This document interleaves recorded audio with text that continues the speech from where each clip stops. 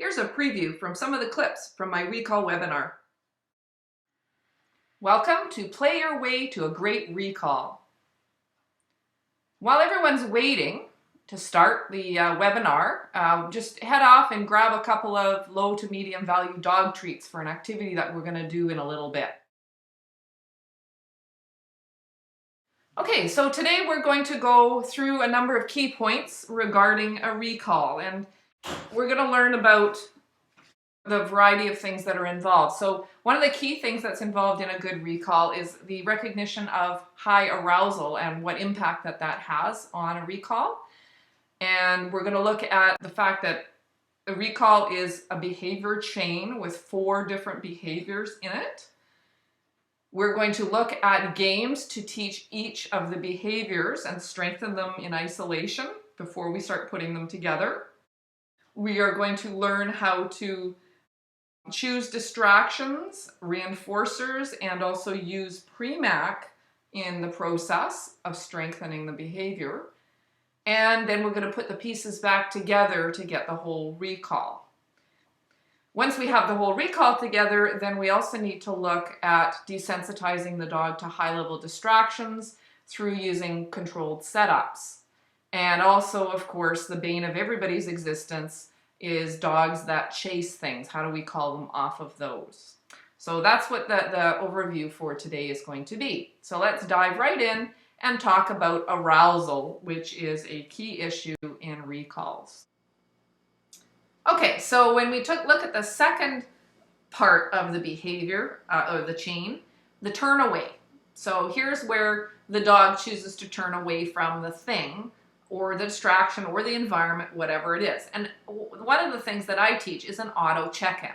And it's kind of like the opposite of the look at that game. It's where the dog is looking at the environment, but chooses to stop and look back at you. Like, hey, Mom, are you coming? And what this does is, again, gets more focus on you and away from the environment. So the dog is getting reinforced for looking at you rather than scanning what might be out there. So you start in your home, simple environments, then you move into your yard, then you do it as you move along on a leash, then you can put the dog on a long line, and then eventually off leash. And then eventually you move to reinforcing the dog intermittently once the dog is reliably checking in. So here's a video clip of a captured check-in as we're walking down the path. So you notice the dog's on a long line. We've built up to that point. And here she's going to have a quick peek back at me. So she gets out to a certain point.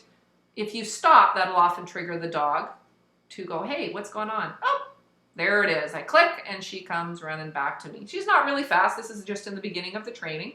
But eventually what happens is she does get conditioned to start running back very quickly. But you have to start where the dog is at. Sometimes dogs will get stuck when you're doing the turn away or the auto check-in.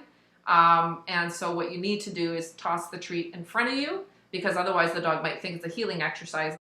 And this happens with dogs that have done a lot of healing or been heavily rewarded for loose leash walking, is they'll walk along beside you and keep looking up, which is fine, except they're not going to do that when they're out and about on recalls. So we want to kind of mimic that by getting them out in front of us, and they have to learn to look back at us and come back.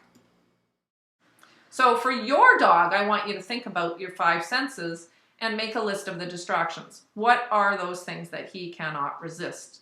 And as you write them down, you can also share them in the comment section at the side. That was a preview of the Play Your Way to a Great Recall webinar. To learn more and to register, check out the link in the video description.